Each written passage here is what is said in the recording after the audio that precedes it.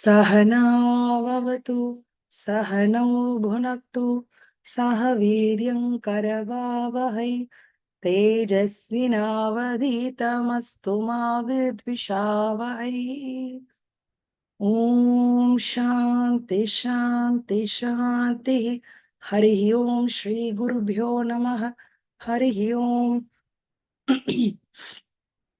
समस्त जन कल्याणे निरतं करुणामयं नमामि चिन्मयं देवं सद्गुरुं ब्रह्मविद्वरं सद्गुरुं ब्रह्मविद्वरं ॐ श्री चिन्मय सद्गुरवे नमः ॐ नमो नारायणाय तस्मै नमः स्वामी तपोवनाय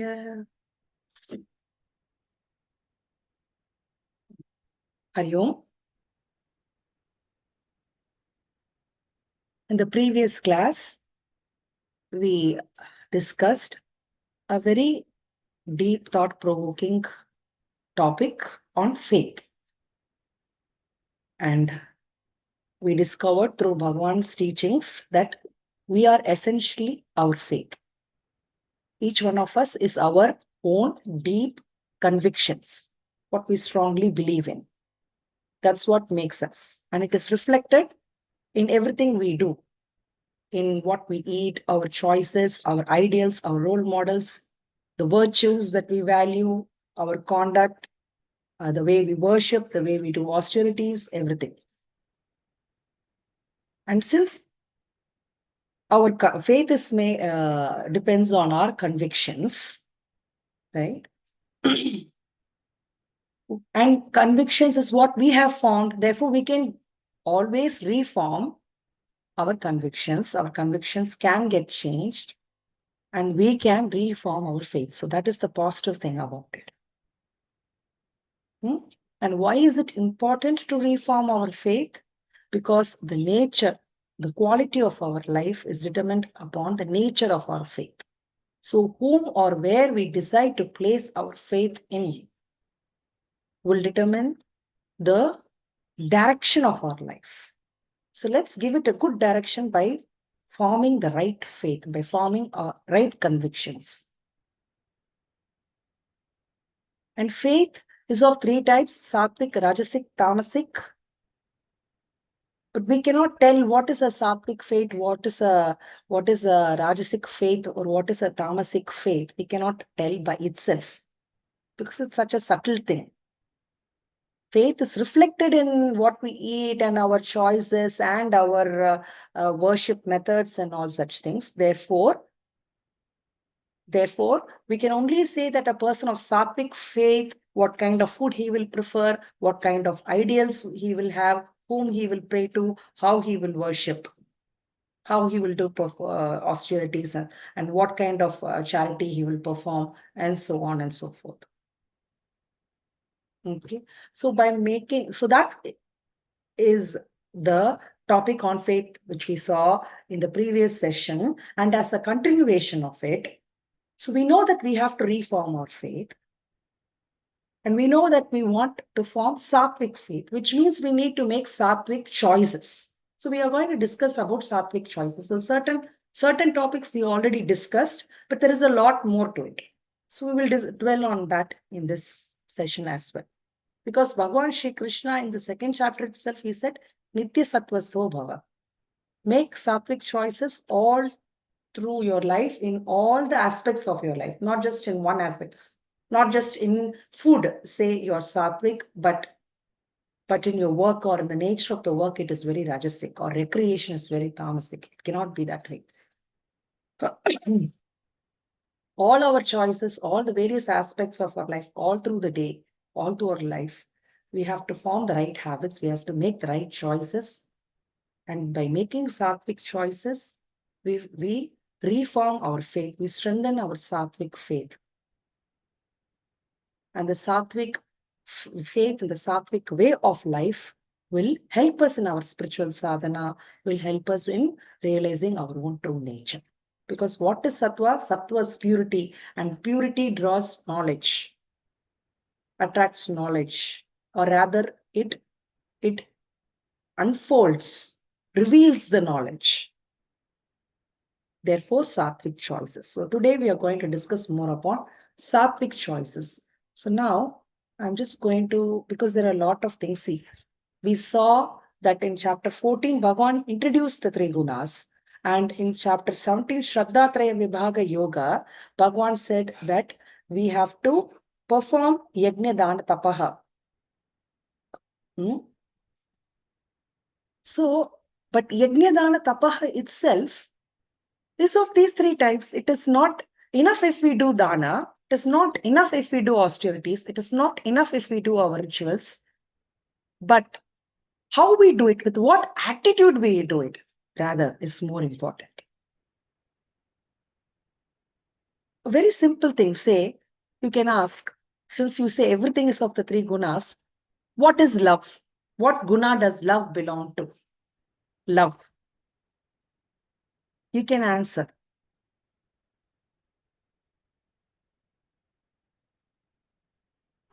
Sattvic.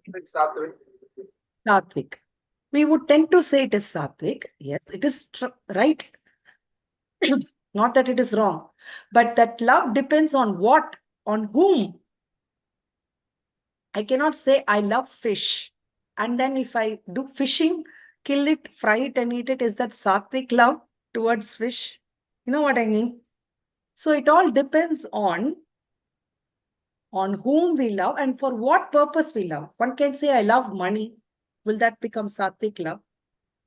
One can say, I love position or life. I love junk food. Will that become sattvic love? When I said love, you meant it in a very purest sense, because all this may be called as likes or raga. There are different connotations also. So even this love that we say, when it becomes binding, when there are expectations, then there is a taint to it. It could become a rajasic love or a tamasic love, isn't it? So love for one's body, it's essential that we love our own body also. But how we express it, how we take care of it, with what attitude we share or express that love, right? So love is essentially a good thing, but depends on what and with what attitude and why and what are our expectations. All these things could make anything what? Sattvic, Rajasic, or Tamasic. So it's a very thought-provoking subject. It means we need to reflect a lot on it and try to make the right choices before we make any choice. Reflect on whether this is Sattvic, Rajasic, Tamasic. What is going on in my mind when we are making those choices? Okay. And what are my expectations? Do I have these kind of expectations out of it? For what purpose am I doing this? Reflect on that before any tuniga karmam. Valvar also says, right? Think before you leave. That's what it means. And after the initial reflections, then we will naturally know. We will know. Initial reflections are very important. When we make those reflections and conscious choices repeatedly and form our habits and personality, then it becomes second nature. Mother need not be taught how to love her child. So that will happen automatically. But initially, efforts are needed. Lot of reflection is needed to make the right decisions and the right choices. So let's, like I said, some of this we've already discussed and a few more new things we are going to see today. So I've made this PPT presentation, which if you attended my Bhagavad Gita sessions, we've seen this already, but not in this context, not as, in the same context of Bhagavad Gita, but not together. We saw it chapter wise earlier. Now we've taken all the things that talk about Sattva, Rajas, Tamas, about these choices, and from chapters 14, 17, 18, and put it together under this topic, under this concept of making sattvic choices. Nitya Sattvastho Bhava, making sattvic choices. Is everyone able to see the PPT that I'm trying to share? Yes? Okay. Yes. 1 minute. Okay. This is better. Is this better now? Is it bigger now? Okay. Fine. We proceed. So already in our lifestyle management, we saw starting from food. So it's just a quick recollection. Okay. Food, sattvic food is that which is nutritious, succulent, substantial. Succulent means has water content. It's full of, all the nutrients. It's not too dry. It's easily absorbable, easily digestible. That is what succulent means. Rich with water content, minerals and vitamins. Substantial, agreeable, pleasant. Fruits, vegetables, milk, rice, dal, roti. Rajasic food is that which is too bitter, too sour, too salty, too pungent, too spicy, too dry, too hot. And dukkha shokamaya pradaha, Bhagavan had said, that which gives us pain and diseases, amayaha and shoka. Amayaha, diseases, and pain is shoka. By eating it, even as we eat it, it burns, and after we eat it, there is acidity and headache and vomiting or cholesterol, BP, all that kind of food. Examples only is given of junk food and fast food, or those mm, higher, what do they call those drinks, all that Sprite and all that, all such things, carbonated drinks are something they say. And then tamasic food. Tamasic food is that which is foul smelling, stale, cooked long time ago, that its essence has gone, or it's improperly cooked or overcooked, or it is the shuta, it is the leftover of someone else, that which is unfit for sacrifice, remnant food, which has lost its essence, all this packed and tinned food of so many months ago, even though there is an expiry date on it, but we should understand that it's not fresh food. It's not nutritious and substantial food. Alcohol and all these things, meat, all these things are tamasic food. Okay. So that we saw in 2 classes ago in lifestyle management, we saw this. Then we saw about worship. Yajna, dana, tapaha, Bhagavan said, these are good, but by themselves they are good, but with what attitude we perform and how we perform it makes it sattvic, rajasic, tamasic. This also we saw. Yajna is worship, yes, but whom do we worship? Are we worshipping devas, devatas, ishta devatas, or are we worshipping people with fame and a name and wealthy people? Or are we worshipping the Kshudra Devatas, deities with certain expectations? Tamasic, whom are we worshipping and following? Kshudra Devatas for destroying others, for hurting others, black magic, that kind of Devatas, Bhuta, Preta, Pishachas, ghosts, goblins, right? Or wicked people in the worldly life also. We worship, adore, serve certain people. So whom are we serving? Are we serving sattvic people? Are our role models and ideals sattvic or rajasic or tamasic? Okay. And how we worship, with what attitude? When we worship a sattvic deity, devata, person or God, guru, God, following the scriptures, we do the worship methods and as a duty, but without expectation of result, focusing our mind on the task at hand for our own purity, then it becomes sattvic yajna. But when it is done as a display, as a boasting, see what kind of a yajna I have done. And following scriptures, but only as a self-display and with result focused, result oriented, to get punya or to get a specific result, whether it may be position or power or money or a job, whatever it may be, that is rajasic. Tamasic is mantrahinam, shraddhahinam, asrishtanam, everything. The mantras are not followed, vidhi, shastra vidhis are not followed. Annadanam is not offered, the right to food, the right to the right people is not offered, the right dakshina is not offered, and Shraddha, faith is also not there. Maybe out of compulsion it is done, or it is done to hurt others. That kind of thing is tamasic worship. This we saw. And then the next we saw is about tapas also. Tapas, we know it is performed austerities at the body, speech, mind level, but when it is performed with all those conditions that Bhagavan had said at the tamasic, at the Sharirika, Manasika, and at the Vachika planes. For each, he had given 5, right?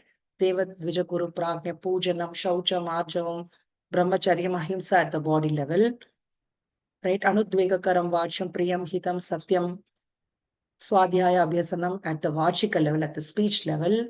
Then Manaf Prasada, Saumyatvam, Atma Vinigraha, all that, Maunam, and Sattva Samshuddhi, all this at the Manasika level, purity of intentions, Maunam, all that was said at the.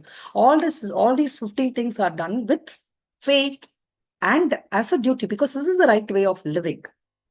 Not without expecting, if I do this performance of Sharirika Tapas, then I will become, maybe fitness of body. It is a consequence, it will happen, but I'm not doing it for that. Okay, Rajasika tapas is done so that, it gets witnessed and people see it and they honor and award and worship me because I'm a tapasvi. There is an ostentatious display of things. And there is also selfish reasons to gain this, to gain that, I'm doing this tapas. Therefore, it is fickle and transitory. Tamasika tapas is done with completely wrong ideas. There is no complete good proper understanding of why and what we are doing. Tapas is done just as some stubbornness. I need to achieve it, so I'm doing this. And one may achieve it, but the purpose is very wrong. It is maybe to hurt others that I'm doing this tapas. For destroying others, I'm doing this austerity. And the process is also hurting oneself. Parapida and swapida also, hurting the body, hurting the mind, hurting others. And for wrong ideas, with foolish understanding, tapas that is undertaken out of delusion is tamasika austerity. And we see people also do it. We've seen examples of all these things. Okay. Then the next thing is charity. All whatever we've seen so far, we have discussed already. Charity is a good thing, no? Charity is a good thing, it has to be done. But to whom, where, why, and how we do it makes the difference. Sattvic dana is done, dattavyamiti diyate. It has to be done. It is my duty. God has blessed me, and it's my good fortune to share it with others. With others, with the needy, with the right person, in the right time, in the time of their need, in the right place. Okay, and not anupakarini, meaning not expecting any return. I'm doing this help, but remember this, and when I ask you, you must return it. Or when I'm in need, when I ask for something else, you should do it. Not such clauses. No such clauses are there. It is done because it has to be done. It's a good thing to do. I'm privileged. I'm just sharing. And it is done that way. That is charity. Okay, there are good auspicious times to do it. Akshaya Tritiya, Deepavali time. So many good right time is there to do charity. Certain yajnas, certain kind of vratas require us to do at that time. But not only that, when one needs it, kalate seida udavi. No, that is bigger than the world, bigger than the ocean, Valluvar says. Thiruvallur and Thirukuran. So when a person needs at that time, at the right time, we should do it. If a person he needs there is a medical emergency, or the school fees has to be paid for the exam, for the child to write the exams at the right time. You can't say come after 1 month, come after 2 weeks. If you have decided and if it's the right cause, you want to give it at the right time to the right person without expecting return. Rajasic charity is done. Shastra may be followed, it may be done in the right place, right time, to the right person also, but there is expectation of a return gift or a return favor out of the person whom we are helping. It may not be in terms of money, but it may be in terms of services or something, or for vote, following. or fame, or it is done with a display, like just like the yajna. I've donated towards flood relief, and it is all in papers and media and everything. Or it is done, for the sake of punya. I'm suppose Shastra says this, I'm doing this, this will give me punya, so that after death I go to Swarga Loka and attain higher realms and enjoy higher enjoyments. So there is this selfish motive, result oriented, selfish motive, which propels me to do the charity. That intention makes it rajasic. Or sometimes it is also done reluctantly. My mother tells me to do it. It seems my father has written it in his will, so I have to do it. All these things also makes it rajasic. Tamasic charity, without following any shastric injunctions, it is given to the wrong person with wrong motive, the wrong time, wrong place. Everything is wrong about it. In unholy place, unholy time. Not when they are in need, but it is given afterwards. Or it is given to the wrong person itself. Donation towards a wrong cause. There may be agencies that support terrorism or that support wrong kind of research. We hear in the news all the time, So all this wrong causes, supporting wrong causes, donating towards wrong causes, wrong institutions, or institutions that engage in wrong actions, wrong people. That is tamasika charity, or even charity that is done without any respect. The person is called and the money is just thrown at them or given with using speaking such harsh words. Every time you come and ask money, what is this? All such things, that makes it tamasika dana. It is also dhanam. You have ultimately given something. One has ultimately given something, but in a very insulting manner, without any respect. So that makes it tamasika dana. So yajna, dana, tapa, karma has to be done, but it is also important with what attitude it is done and how it is done. Okay. This is a summary. We have seen this. Now, next. So all this, the altar, the food, worship, austerity, and charity reflect our faith. And to make our faith sattvic, if we modify the effects, the cause also gets modified. Slowly, inch by inch, we can, maybe step by step, we can change our faith. Now, in the 18th chapter also, Bhagavan gives references to sattva, rajas, tamas. Even sacrifice or tyaga, we say renunciation or sacrifice, may sound like a good thing. Oh, this person has given up. What a tyagi he is.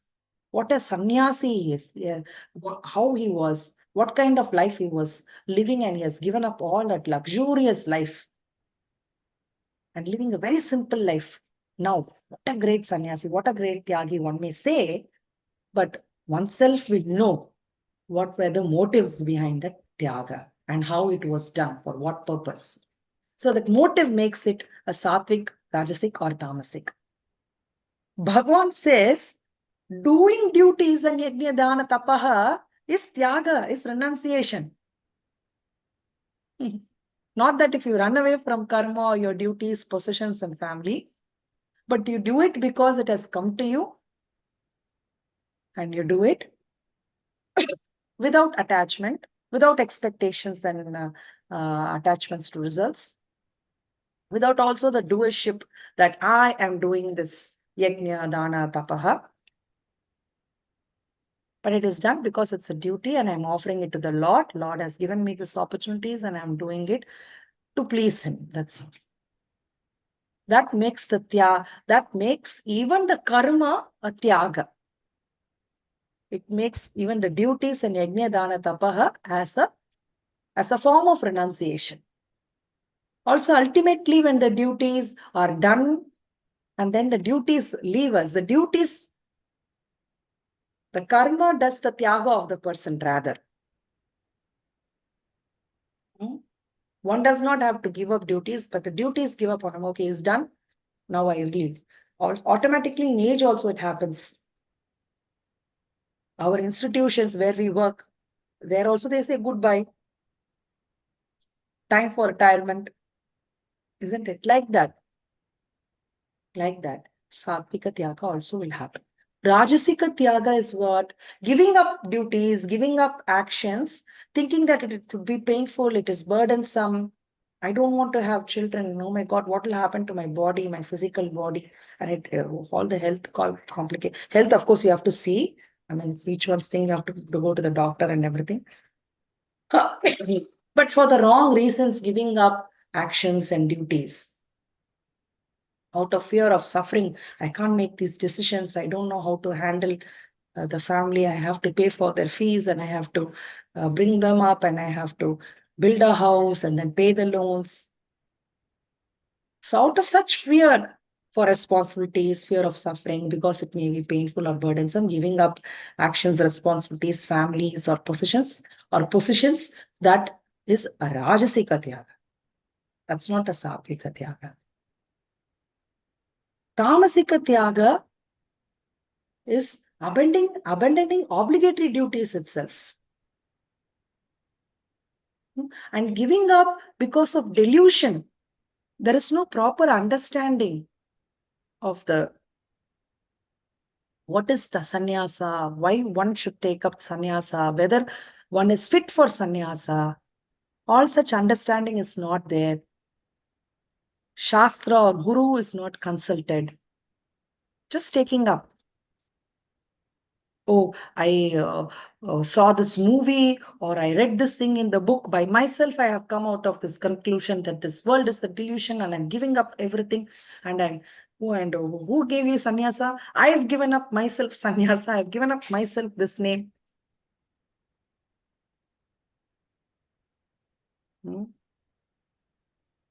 Sarva, Bhishta, Tyaga, Ananda, Saraswati, Puja, something. This name I have given myself.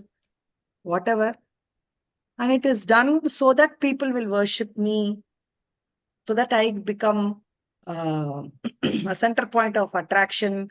All those wrong notions, wrong delusory ideas for which one gives up. So that I'll get money and then I can start an ashram, maybe a charity trust. Whatever wrong delusory thoughts makes one give up obligatory duties. That becomes a tamasika tyaga. These things are also happening. We see around us in the world, right? So this is so beautiful how Bhagwan has classified these things. And it's very interesting how Bhagwan has classified karma yoga, doing duties, as sattvika tyaga. See, such hand-holding guidance. Otherwise, we can get just carried away by the idea of it or by the word and go with the superficial meaning of it. And just Rajasik or Tamasika Tyaga is also, when we say, it is carried away because so and so did it, so and so did it. Whether one is fit for it, whether it is right for oneself, proper reflection and analysis or guidance is not taken, that makes it Satvika, Rajasika or a Tamasika Tyaga. Okay. So, Bhagwan in the 18th chapter, he classifies everything this way: Jnanam, Karma, and Karta. Jnanam, Karma, Karta. With karma, any action, it must have a vision and it has a doer. There is a doer, there is an action, there is a vision, that is a motive behind it. So that makes anything sattvic, rajasic, or tamasic. A surgery is done. Okay, one is a doctor, that is a karta, surgery is done. But with what vision? Is it to steal the organ or is it to help the person recuperate, heal the person? For what is it done? Right? Everything literally. can be sattvic, rajasic, or tamasic, depending on the motive, the intention. So the vision is what is most important. So Bhagavan highlights that first, the vision, the jnanam. He calls the vision as jnanam. So if this vision is sattvic, jnanam is sattvic, what does it mean? Having a holistic vision, integrated vision, all-inclusive vision, seeing oneself in all. That is sattvic vision. Rajasic vision is divisive, partial, giving truth to multiplicity, creating divisions. And tamasic is a very narrow vision, fanatic vision, seeing one part as a whole and giving undue importance to it. It is irrational, or it is based on untruth, or it is very delusive and petty. Only with examples we can understand this better. See, in Bhagavad Gita, Bhagavan gives us the right pointers and indicators. He does not give specific things, because the specific things and instances will change from time to time. It is for us to understand. And all of these things, sattva, rajas, tamas, it is to analyze ourselves. It is for introspection, self-reflection, self-analysis. It is not to analyze and judge others. We may use what we see and learn from outside as examples. This is a good reference. This is a bad reference. This is a good role model. It's a bad role model. That way we can analyze, but not to label them and talk about others or judge others. Okay. That way we should understand and use this for self-analysis and self-improvement. And this is not only for spiritual sadhana.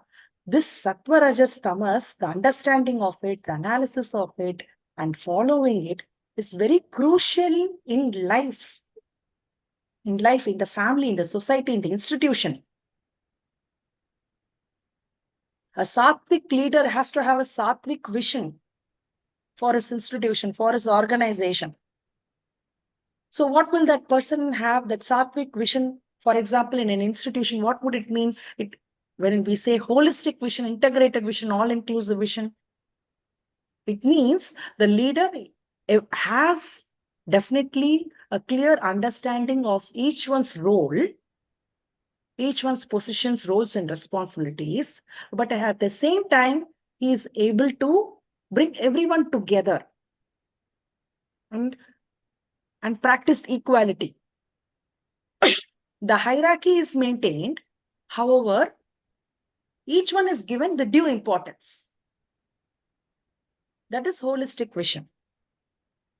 Hierarchy is followed, yes, based on one's eligibility, based on one's credibility, eligibility, what is their qualification. One can be an administrator or an accountant or a leader or a department head or a grassroots worker, depending on one's availability, on one's qualification, eligibility, and all such things. And accordingly, rules and responsibilities are there, and each one has to perform those things. However, each one is important.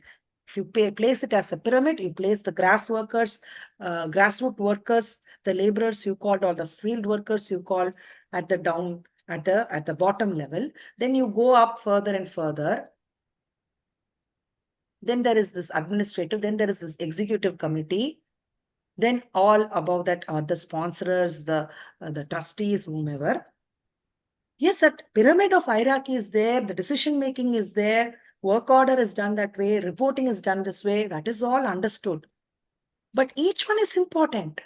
If there are no grassroots workers, then what is the need for the supervisors or the team leads? And if no field workers and no team leads are there, what is the role of an accountant? Whom will she pay? For what will she do that work? That accountant role becomes redundant. Then without all this, where is the need for an executive committee to make decision, or where is the need for a trustee or a founder or a sponsor, right? So everything is understood in its right place.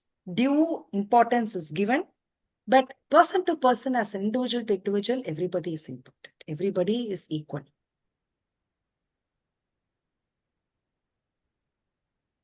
Huh?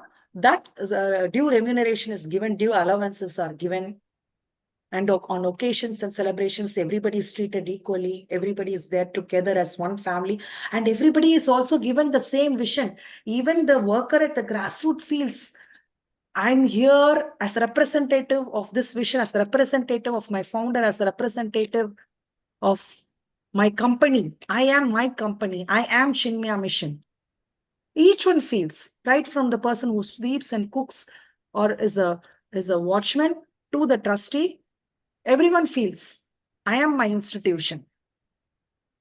That vision is instilled in each and every worker because of the way we treat and induce and inspire that vision in everyone. See, I'm now talking about it in a very practical management way. Seeing oneself in all, everyone sees, identifies with that company only, with that vision only. Whether it is an educational institution also. Everybody is so geared on that one vision. Everybody is so tuned to it. There is a mutual respect and understanding. Everybody feels the bond of a family, all working towards the same goal. There is no discrepancy at all. Yes, the person above will receive a bigger remuneration than the one who is lower, but then there is no qualms about it. I am doing this. This is my nature of work, and I'm getting what I deserve. That kind of thing is followed. That will help towards the success of that institution. Whereas the divisive vision, a divisive leader, what he will do, he'll create groups, different departments. Oh, we'll see whether this department or that department does. The healthy competition is good. But to create those differences, partiality, differences, undue importance to certain groups or certain classes of people or certain communities of people, and provoking that way and getting work done, that is a very divisive Rajasic vision. Let's see whether this city wins or that city wins. Healthy competition again, that is good. Sportsman is main in the name of sportsmanship, if it's done. But to provoke one, let us prove better than that community. That kind of provoking thing is done. Divisive, like how the British divided and ruled us. That is divisive vision. Tamasic vision is a very narrow, fanatic vision. It's all based on petty things and untruth. This alone is true. This ideal is what I say is right. That alone everybody should follow, just without any of their own thinking. Okay, so this is there even in the family also, no? Family also, holistic, integrated, whichever things have to be done together. Eating, playing, praying, everybody does together, everybody is equal there. But in decision making, father can ask the child certain things, but you don't leave the decision making to the child. Like that, whoever are the decision makers, they can get input from the grassroots worker also, but he must have a clear vision and he or she must make those decisions. So the hierarchy is followed, but equality is given to everybody. The due importance given, that makes it sattvic. If it is divisive and very partial, that is rajasic. If it is very narrow-minded and fanatic, that is tamasic. Actions, we've seen enough about it in Karma Yoga. It is duty prompted, and it is done without doership, without any ego, without any likes and dislikes, without any insistence on specific results. I will work with so and so, I will not work with so and so. I don't like him, I hate him, I do not work with him. That doesn't make it sattvic karma. Okay, Rajasic karma is desire prompted, it's all result oriented, and it is done performed with ego. Therefore, it is highly strenuous also. These words are straight away taken from the Gita only. Which sloka I said? 18 point. I have written here, I can't see. 23 to 25. No? Yettu kama Kamepsuna karma sa ankarena vapunaha kriyate bahulayasam. Tadrajasam udahritam. Bahulayasam. Because it is done with result oriented and with a lot of ego, there is a lot of strain and stress also in it. Bahulayasam. Okay. And tamasic karma, anubandham, kshayam, himsam, anavekshacha paurusham, mohadharabhyate karma. The action is done, but without due diligence, without proper thinking of the impact of it. Anubandham, what will be the impact of this? Okay, I have ordered people to cut down so many trees and demolish all these buildings, but what would be the impact of it? What is the vision? With what goal am I going to do it? What losses will it incur or what harm it will do to the community? I said, okay, let's connect A and B. Let's construct this highway or let's have a big ground. Therefore, we should destroy all these things. Can it be done with least destruction, least harm? Can it be done in somewhere else which is more useful, accessible, at the same time, lesser loss and lesser harm and lesser impact? Such kind of due diligence is not done without proper thinking and reflection. Thinking of one's capacity also, whether I will be able to have this money, raise this money to do this. So many people end up taking big projects or even their own, I'm going to build a house or buy a car. One may need such things, not just for luxury, one may need it also. But without proper thinking and planning of it, just jumping into it, such kind of delusion prompted impulsive karma is tamasic karma. Karta, again, when one is selfless, non-egoistic, and works with full enthusiasm and fortitude and perseverance, undisturbed by success and failure, that is a sattvic karta. Rajasic karta, so much selfishness, so much likes and dislikes, raga, dvesha is there, greedy, covetous, cruel, unclean. That makes it a and subject. Therefore, because of that, there is upset. When my intentions or my results are obtained, my expectation is fulfilled, then I am joyous. Otherwise, I am sorrowful. So going up and down, that is Rajasic Karta. Tamasic Karta, completely foolish, unsteady, unrefined, arrogant, deceitful, wicked, lazy, morose, procrastinating, or no proper decision making, that makes it a Tamasic Karta. All these words exactly from the Gita. And there are so many examples or so many instances in our own life also where we might have been a tamasic karta in a specific action, in a specific decision making, a specific duration of our life for whatever reason, right? Mukta sangha anahamvadi dritya utsaha samanvitaha siddhya siddhyor nirvikaraha. Unperturbed by siddhi or asiddhi. I've done my best, but whatever happens, I accept it cheerfully. That is a sattvic karta. Rajasic karta, ragi.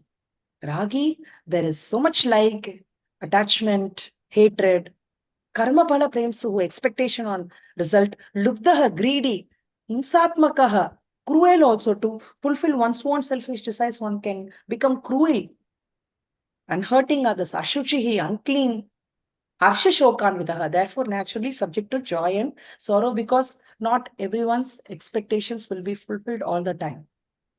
Whereas ayuktaha, prakritaha, stabdaha, shataha, anaishkritihi, alasaha, vishadi, dirghasutri. Vishadi, always worrying,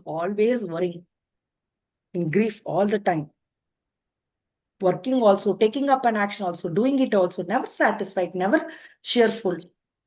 What is this result you are giving me? You've got only 98%. What money you have raised, fundraised? What is this?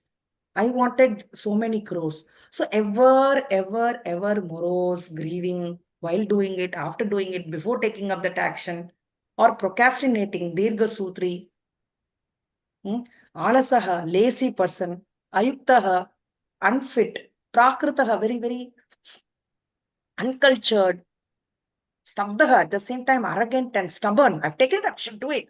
Not thinking of any consequences.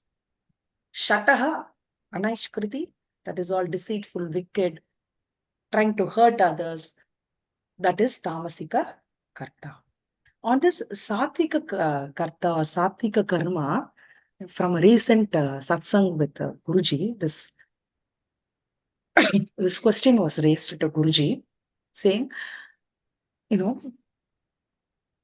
I am a Sattvik, I try to be a Sattvika parent, and I try to teach my child, prepare the child for a competition. It's good for the child to attend these competitions and display her knowledge and skill. So I prepare her, I put my best efforts, and I send her to the platform.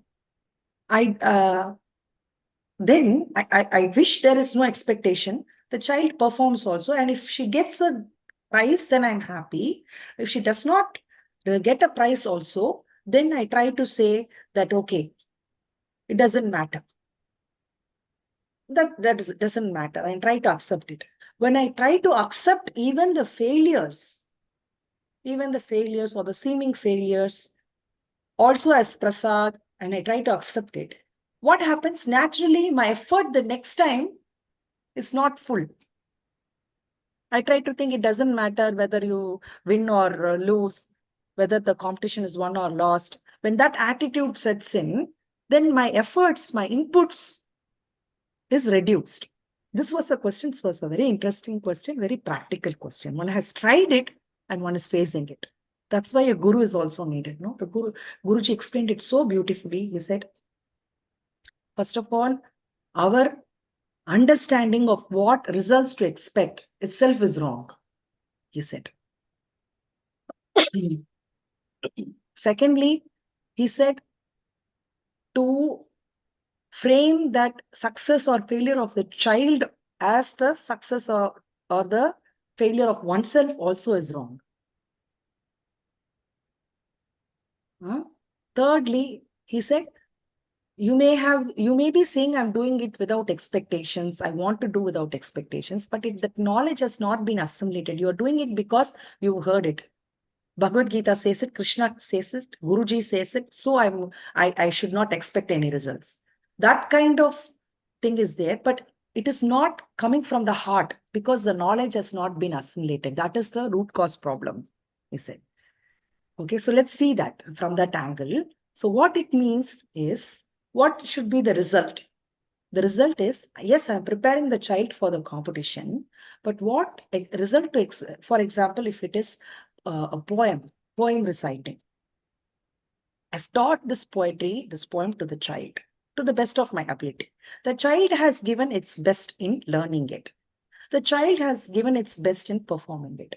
What result is I should expect is that the child has learned it and the child has performed it. That should be that result has been obtained even as the child was practicing. Now, suddenly the child was not able to perform on that stage for whatever reason, or there were children who performed better, or whatever reason the prize was not given to the child. That is not the result to be expected, first of all. So when you are happy with that I have given my best, I've given my time and I've taught the child, and the result is that the child has enjoyed and learned it and is doing so well, that is the fulfillment. The result has already come. So having wrong expectations, not having a proper understanding of the results itself, and then labeling that as one's own success and failure, that is the problem in Karma Yoga. Karma Yoga one should do, but with understanding, proper understanding of what it should be. And also that knowledge should be assimilated. Why I should not expect a particular result and insist on that award or prize. That should be assimilated very well by a sadhaka, using all these day-to-day platforms to practice it. Without that assimilation, because someone said so, when I just literally do it, then it will have an effect on me. This is what Guruji explained, and I thought it is so very useful for us to understand what is karma yoga, what is sattvika karta, who is a sattvika karta, what is a sattvika karma, and what should be the sattvic jnana.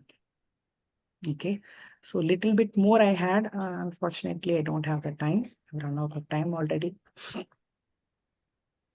About sattvika buddhi, dhriti, and joy, and that was it. So anyway, we will carry it forward. See it the next session. So the topic today, Nitya Sattvasto Bhava, make sattvic choices. Ensure our vision, the actions we do, and what kind of person we are, what is our lifestyle, whom we follow, what ideals we value, all this thing. Let us reflect and make the right choices. With conscious decision making, with conscious choices and efforts, we can reform or remodel our faith to be of sattvic shraddha, which in turn will make us, make our personality, make us whom we are. So, lot of work to do. It's not that it's nice to hear, it's good, I agree. We need not endorse what Bhagavan has said. We need to endorse it by our actions, by our following the instructions. It's not easy. Nobody is saying it's easy. Even Shri Krishna says it's not easy, but it's not impossible. Step by step, we shall try to assimilate. Guruji also stresses a lot on this. Whatever has been heard has to be reflected upon, assimilated, and lived. Then only it will be of use to us. With this, we end today's session. Om Purnamadav Purnamidam Purnat Purnamudachyate Purnasya Purnamadaya Purnameva Vashishyate. Om Shanti Shanti Shanti. Hari Om Shri Gurubhyo Namaha. Hari Om. Hari Om. Thank you, Ma.